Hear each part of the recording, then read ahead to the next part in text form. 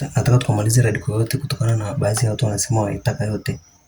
Kwa sababu wanarusha sana vipande. Sasa leo hebu tuende tukaichambua yote bila kuacha hata kipande kwenye upande wa radicals. Maana exponent tayari tumeshaimaliza. Tunaelekea moja kwa moja kwenye laws za radicals.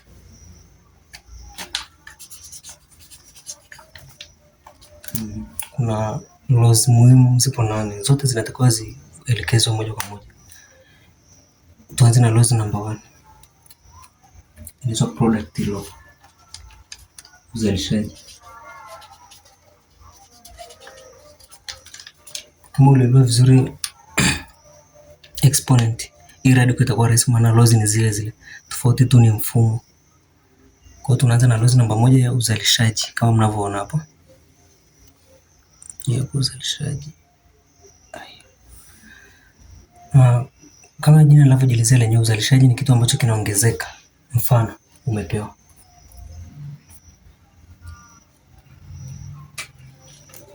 radical x times radical t. Hapa kwenye kuivunja hii, kwa sababu tumeshasema kwamba ni uzalishaji, zote zinakuwa as one item. Mfano hapa tumezidisha zipo root tofauti, kwa hiyo tuna item as one root. Mfano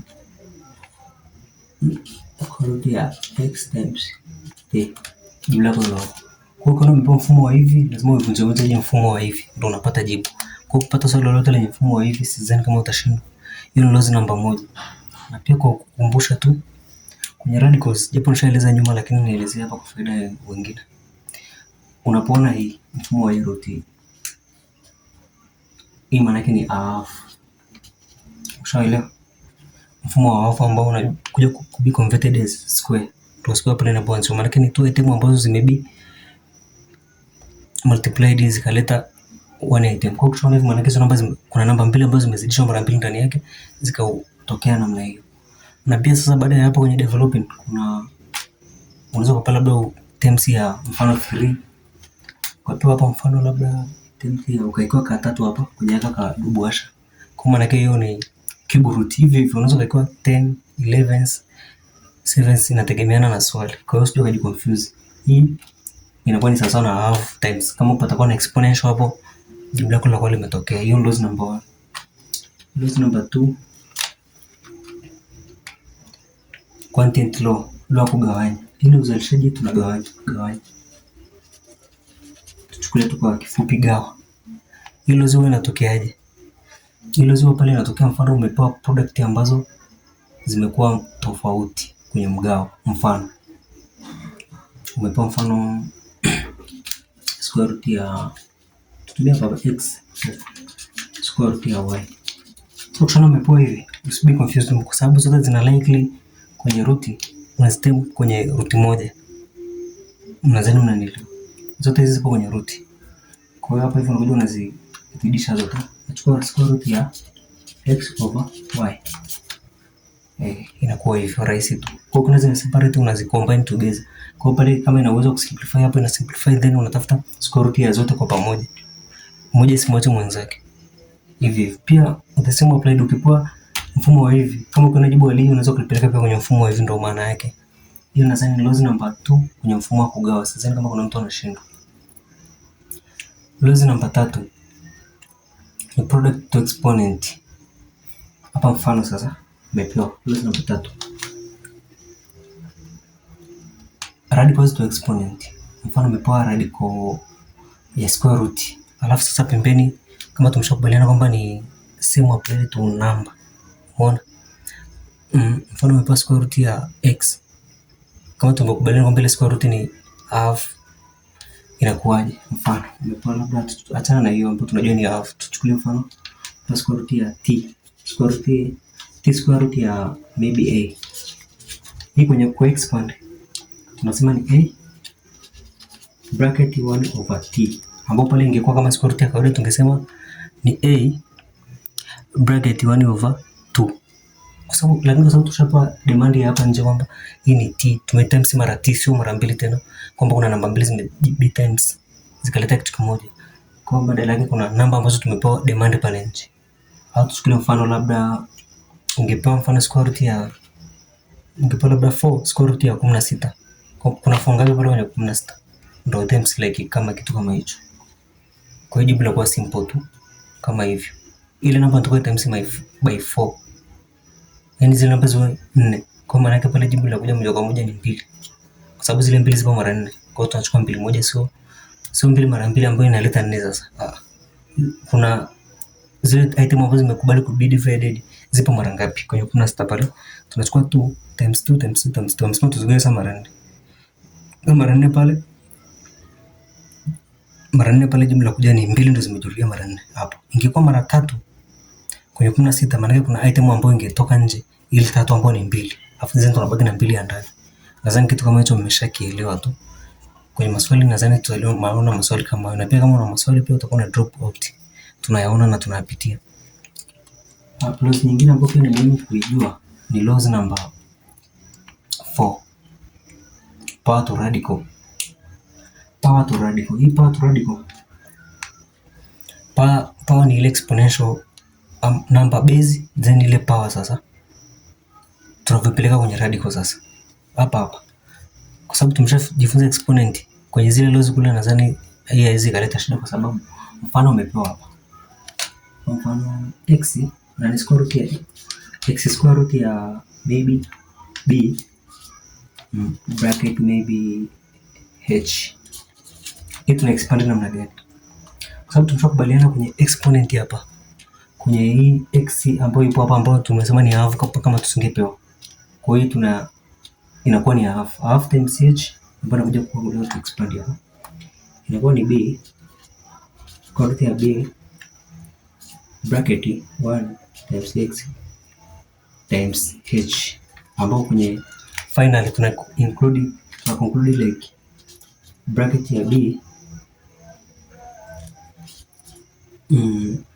h times x ambao hii root sasa inaondoka inakuwa ni b h times x. Sasa utajiuliza hii x ambayo ilikuwepo kwenye huku root imekuwaje? Kwa sababu tumetimes na half ndio maana hii x imekuja ikawa chini.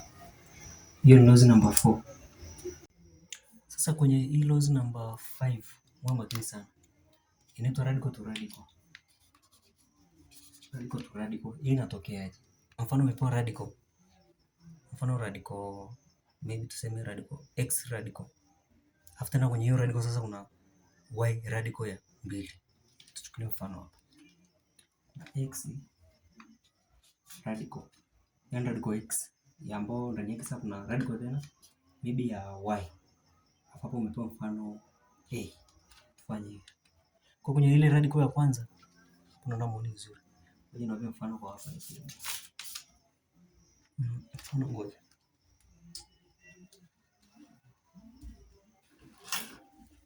Mfano umepewa mfano a x radical. Unadhani mnaona? After kwenye radical hapo kuna maybe tuseme y radical ya a. Bani magapi ni yameisha. Radical ya a. Sasa hiyo ndio maana ya radical to radical. Ndani ya radical kuna radical, tunafanyaje? Cha kufanya kabisa kwa haraka kwa sababu zote ni radical ndani. Tunakuja tunaivunja namna hiyo.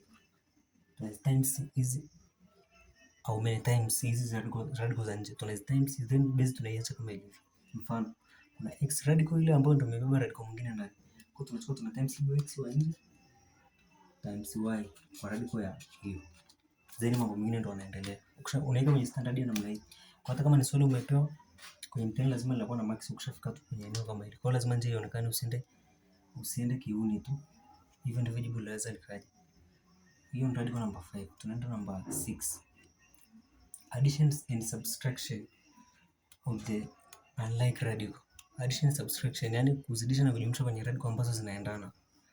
Nadhani ndio kwa hivyo. Mfano sasa umepewa. Tuchukulie mfano hapo umepewa labda. Hapo kwenye laws number 6, addition and subtraction of likely item. Kuzidisha na kujumlisha item ambazo zinafanana. Baadhi ya item zinafanana unakuta kwenye out factor kwenye zile out number ama out letter unakuta zinafanana au ina zinafanana. hapa tunadili sana na out. Mfano namba za nje zinafanana. Tuchukulie mfano swali hili. Tupe mfano hili hapa.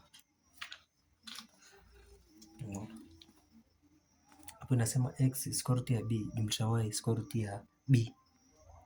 Hapo tunalifanyaje kwa swali kama hili? Umeona kwa square root zinafanana lakini kwenye out zake zimetofautiana. Hapo tunafanyaje?